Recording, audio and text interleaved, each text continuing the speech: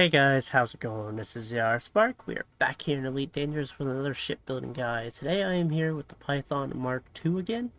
I'm doing another combat build. I wanted to update you all on a new build design I have for it. I think it fixes a lot of the flaws and a lot of creature comforts that the previous build had, while also giving it some utilitarian rules, in my opinion. And I'll be curious to see what you guys think of this build as well. I have personally came to like this ship a little bit more because of the setup, because I felt very bland, just kind of having the same old, same old. But with this, I feel very curious to see what else I can do with it. And I'll be curious to see what else you might be able to do with it as well, guys. So let's go over the build guide today and see what we got. So you'll see a very interesting setup I have here. So in my times, I have used a Crate Phantom for quite a few things, and I've realized that using 2 hardpoints for some things is actually pretty reasonable. So I realized I had 5 hardpoints at my disposal. So basically, I have 2 crates at my use. So 2 short-range PAs actually does the same damage as 3 efficient PAs while using the same distro usage. A little hotter, yes, and it does cook the Python a little toasty, but it is usable if you get the fire rate down correctly. So I have elected to give a utilitarian side to this ship. So I have used a 2 short large PAs, with one having dispersal and the other having target lock breaker. And then I have went with 2 large frags and a medium frag. So how I would kind of pair it like a crate. The 2 larges have incendiary rounds, and they're both overcharged, and the medium has overcharged with drag to really give other pythons and FDLs and mambas hell. This has been very handy to have in some fights, and has caught the enemy off guard when they think, oh, he's using PAs, I can just go heavy megadrouls. No, you can fry some shields this way. It's very handy to have. Not to mention in case you run out of PAs, or something else, or if you just have to deal with a very agile target, this is something that might be able to turn the tide in your favor. I love having this 2 weapon setup, but I will note as well, guys, is that you can still run a full list of efficient PAs on this. I don't think you need to change the power plant, since efficient PAs take less power than frags, and definitely short-range PAs. So you can definitely go that route, while also still having a railgun on here with long range and feedback to get shield cell banks. So it's a very nice setup of different weapons you can put on here, because it has a very good weapons array, because it has so many hard points, guys. This is crazy how many hard points the Python has, and that's really its selling point, because it really doesn't have much else other than a lot of megadrouls up front with this new setup, and I'll be going over that.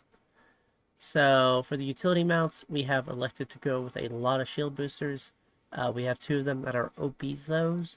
So we have an OB heavy duty shield booster with grade 5 super cap, and then we have another one as well here.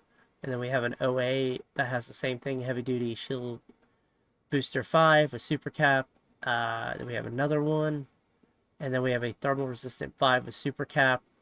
And then we have another heavy-duty grade 5 super cap. You can put a resistant augmented on here. Resistant augmented and heavy-duty do take the same power. So if you need some more resistances, especially if you're doing some BGS work, that might work out better for you. But this is to really get that megajoule stack up, and I'll show you guys what I mean by that. We do have a 6A prismatic on here with reinforced 5 with high cap.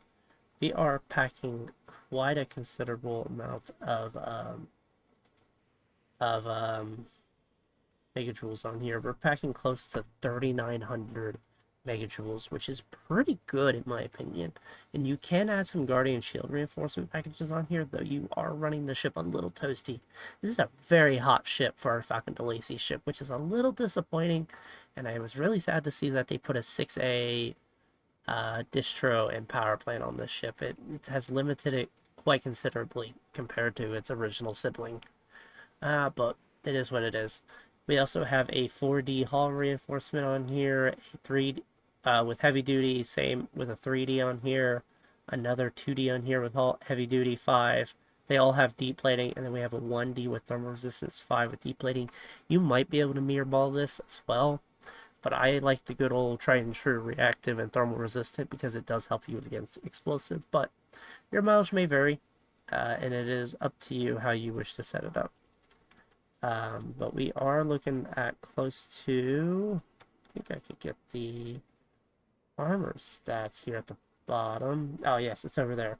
We have close to 2,600 armor. That is pretty good in my opinion. You can hull tank that quite well, though I would not do it for very long. It's not quite a hull tank chieftain, but you could still tank some stuff if you had to. For the core internals, we have reactive surface composite, lightweight 5 with deep plating, just so we can keep the speed up.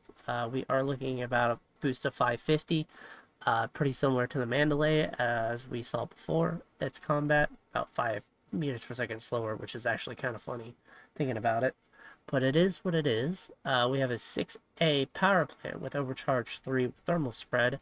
You might have to make a couple different power plants for this ship, depending on what weapons array and setup you want to put on it. I have found this to be a nice little medium ground to keep integrity, heat, and also power efficiency. But it's still sad that it does not have a 7A power plant like the crate and the original Python, in my opinion. It's still my biggest grief about it. We have a 6A thruster with dirty drive tuning 5 with drag drives. We have a 5A frame shift drive SCO with fast boot sequence 5 stripped down. I personally turn mine off when my weapons deploy, so I have extra power. We have a grade 4 life support to save on weight. We have a 6A power distributor with charged enhanced 5 with super conduits. And then we have a 5A or 5D sensor with grade 5 lightweight to save on weight. And it does come with a 4C fuel tank, 16 tons, still better than the Mambas and FDL's 8 tons. So you can still get around a little bit better. Not the greatest jump range in the world, but it does do. But I am very happy with how this weapons array works. It is a little convoluted, and you will have to set up multiple fire groups. But I think it is pretty neat. And also, I will mention that you will need to either have the PAs off or the frags off to use either or. You cannot use them both simultaneously unless you want to crank up the power plant. But even then, the short-range PAs to become way too hot on this power plant. So that is just heads up. As I said, you still can put 5 or 6. I think it's actually 6. 5 or 6 efficient PAs on here and be totally fine with the setup, and you might be able to actually get the power plant lower to an armored power plant. But it's up to you how you wish to set up the weapons on this ship. I think it has some of the best customizable weapon setups as well. You can also pack flechettes on here as well. It is a very fun ship and a very fun ship to build and put different weapons on. You are not just limited to 2 PAs on this. I think it has a lot of options and it's very versatile.